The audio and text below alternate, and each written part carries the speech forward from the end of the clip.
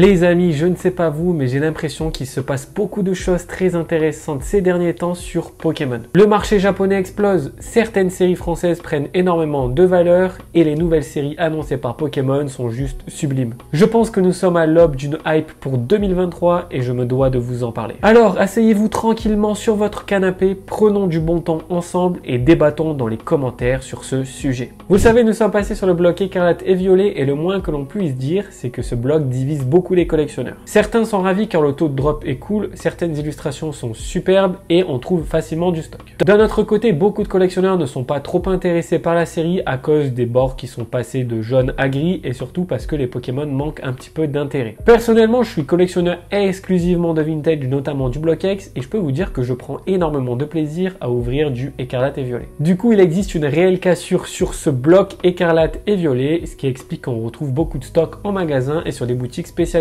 Mais très sincèrement les amis, je pense qu'il n'y aura plus aucune cassure d'ici 2 mois lors de la sortie de Flamme Obsidienne. Les gars, c'est Dracofeu qui est mis à l'honneur dans une série de cartes Pokémon. Forcément, ça va exploser et je pense que déjà, rien qu'avec cette série, la hype va remonter en flèche. Tout le monde va se jeter sur les ETB qui ont un format juste trop cool sur le bloc écarlate et violet puisque maintenant vous avez 9 boosters et une carte promotionnelle. Et sur EV3, la carte promotionnelle est juste magnifique. Il s'agit d'un petit salamèche qui fait une grimace contre une vitre et franchement l'illustration est très mignonne. Mais c'est pas fini, juste après EV3 courant septembre, nous allons avoir EV3.5 qui est tout simplement la série des 151 premiers Pokémon. Est-ce que vous avez vu ce qui se passe au Japon avec cette série? C'est tout simplement du jamais vu et autant vous dire que je pense qu'en France ça va être la même chose. Clairement, je vous le dis droit dans les yeux, mon pronostic est que cette série va exploser les derniers records qu'on a eu depuis 2 ans. Ça va dépasser Destiny Radius, ça va dépasser Destiny Occult, Célébration et toutes les séries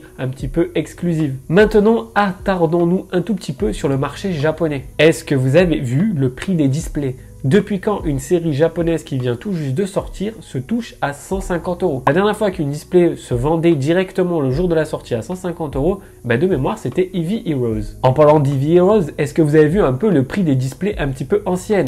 Display Eevee Heroes aujourd'hui sur eBay c'est 600, 700, 800 €. Et les séries Esquad du bloc Soleil et Lune, j'en parle même pas les gars, c'est devenu tout simplement intouchable. Le prix des cartes waifu, vous savez les petites filles dresseurs qui sont sur des illustrations full art, frérot, 1000 € la carte le jour de la sortie. Mais qu'est-ce qui se passe? C'est incroyable.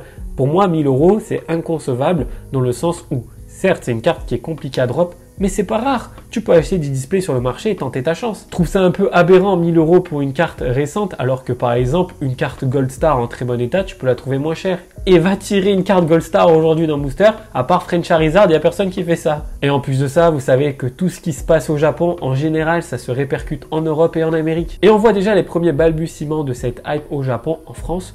Depuis quand une carte alternative full art dresseur, un dresseur, coûte aujourd'hui 100 € en France? Ça n'arrive pas. D'habitude, les traîneurs, allez, au max de son apogée, c'était quoi? 30, 40 €. Aujourd'hui, Mimosa, c'est 100 € et je trouve ça vraiment abusé. Même en France, j'ai remarqué quelque chose. Je suis collectionneur du bloc X et j'essaye de compléter toutes les cartes holographiques et toutes les cartes secrètes. Vous le savez comme moi, le bloc X, c'est un bloc qui est vraiment à part, il est vraiment très apprécié.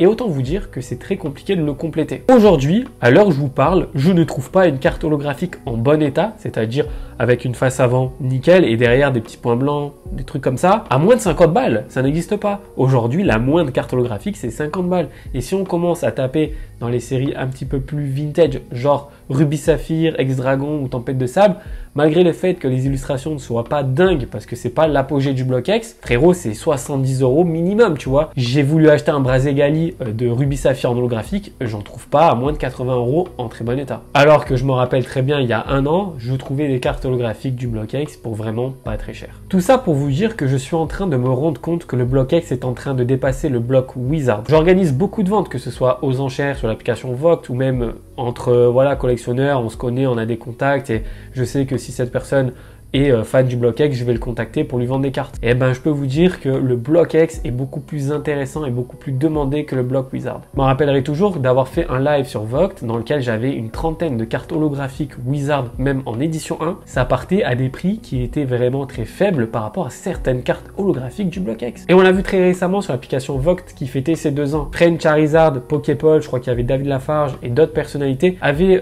organisé un box break de booster vintage et il y avait notamment autour du Team Rocket, il y avait du set de base et il y avait du BlockX.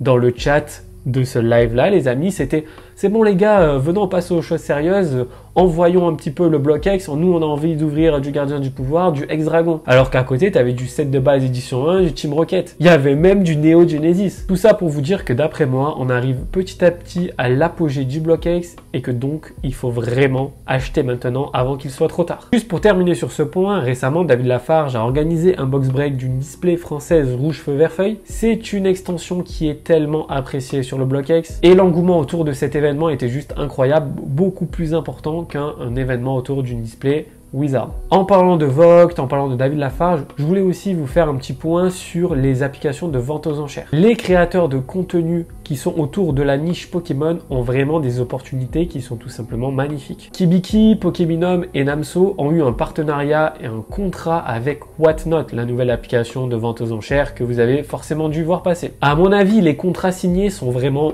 colossaux et je pense que ils se sont mis bien les frérots. Je trouve ça juste génial parce que ça montre tout simplement que le marché des cartes Pokémon est en train d'accroître en France. Attendez, c'est vraiment pas rien. Une entreprise qui est, je crois, anglaise, qui injecte de l'oseille sur le marché français pour avoir justement des influenceurs qui font de la pub, qui font des lives autour des cartes Pokémon en France.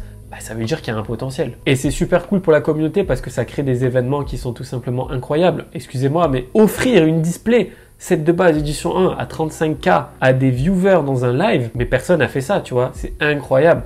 Donc ça prouve vraiment que même les investisseurs étrangers croient au potentiel des cartes Pokémon en France et je pense vraiment que s'ils ne se doutaient pas qu'il y avait une hype, qu'il y avait un retour sur investissement derrière, ils ne seraient pas venus. Et maintenant, vous avez même des créateurs de contenu beaucoup plus mainstream comme Valouz par exemple, qui se lance de plus en plus dans Pokémon sur sa chaîne secondaire. Petit à petit, ces personnes-là vont sur des applications comme Vogt, organisent des box breaks de display un petit peu plus exclusives. Donc forcément, ça crée de l'engouement, ça crée de la hype autour des cartes Pokémon, parce que Valouz, son public, c'est pas des collectionneurs comme nous.